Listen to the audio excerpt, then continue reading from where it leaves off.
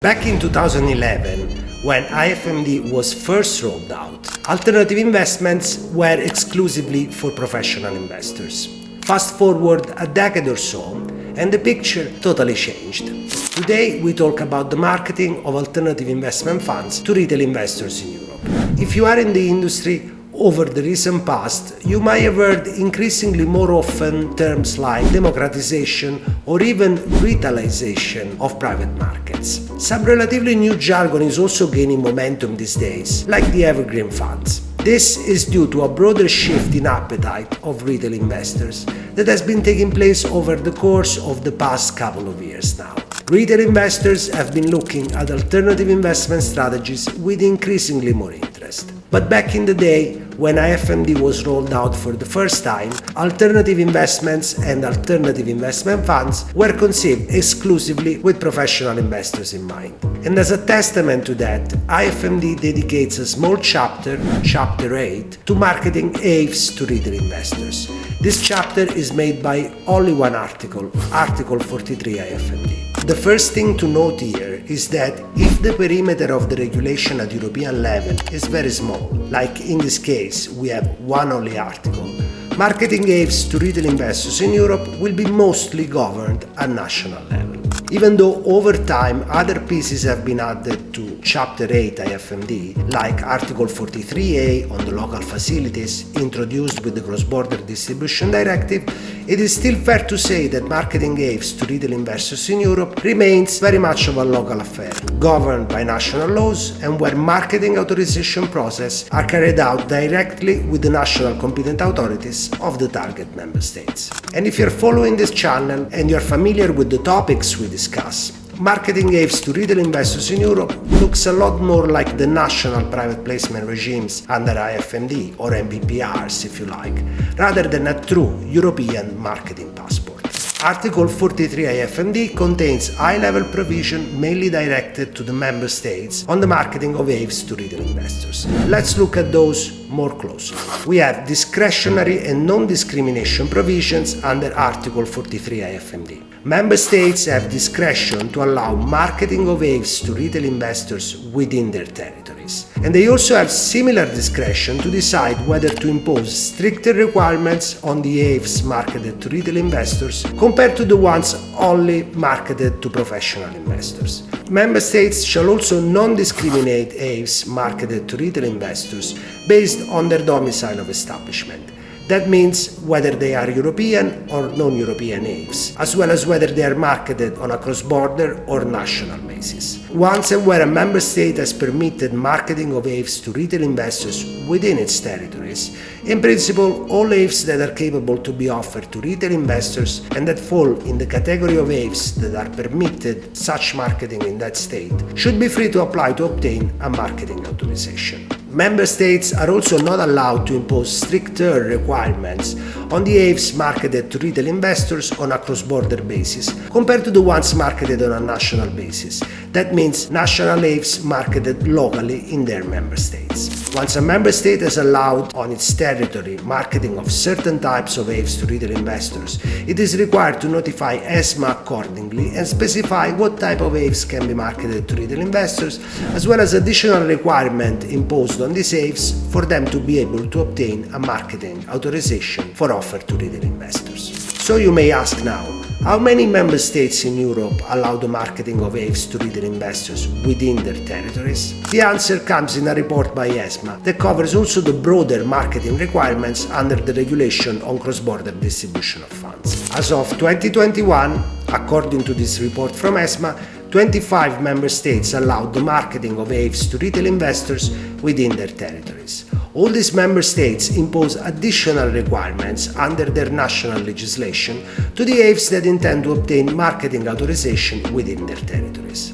According to the same report, only one member state does not impose any additional requirements to the marketing of AIFs to retail investors in its territories, provided such marketing is carried out in accordance with the national rules on private placement applicable in its territories. One of the conclusions we can draw is that there is very little of an harmonized regime in Europe, if at all, when it comes at the marketing of AIFs to retail investors. it would be a fair conclusion to say that there isn't really yet a true European passport for marketing AIFs to retail investors.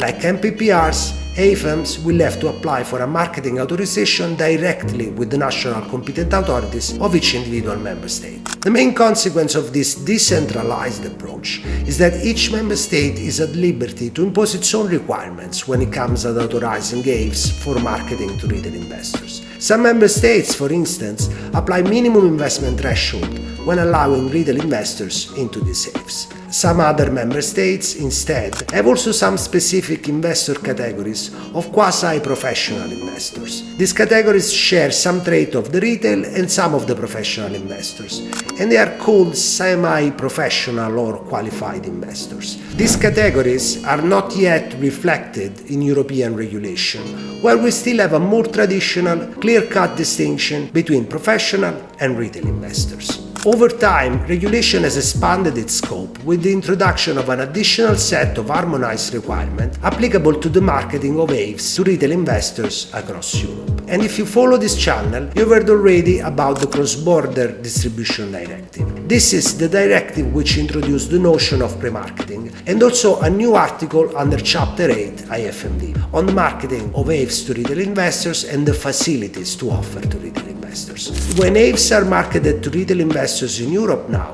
the newly introduced Article 43A AIFMD imposes on their AIFM to make available facilities for retail investors in the territories of the member states where such marketing takes place. The facilities for retail investors traditionally include a series of investor-facing tasks that AIFMs are required to offer in the member states where they market AIFs to retail investors. These are the same facilities that UCITS and LTIF managers have to offer as well when marketing and offering their products to retail investors in Europe.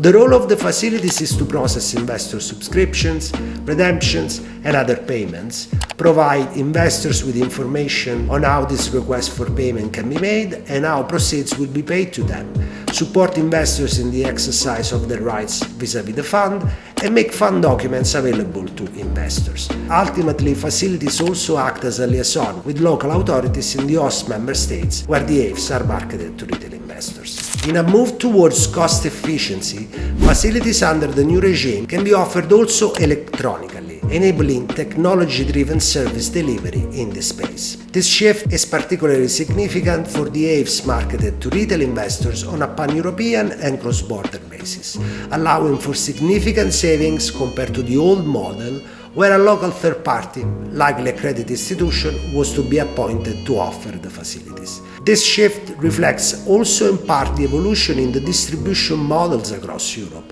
where more direct interaction exists between investors and distributors, most often carried out in a digital fashion and not in a shop. Notwithstanding the national rules and requirements imposed by member states on the marketing of AIFs to retail investors, member states can no longer require an AIFM to both have a physical presence in any jurisdiction where their AIFs are marketed and to necessarily appoint a third party within that jurisdiction for that very purpose. The new regime allows AIFMs also to provide the facilities themselves, should they so desire, or in concert with one or more external parties.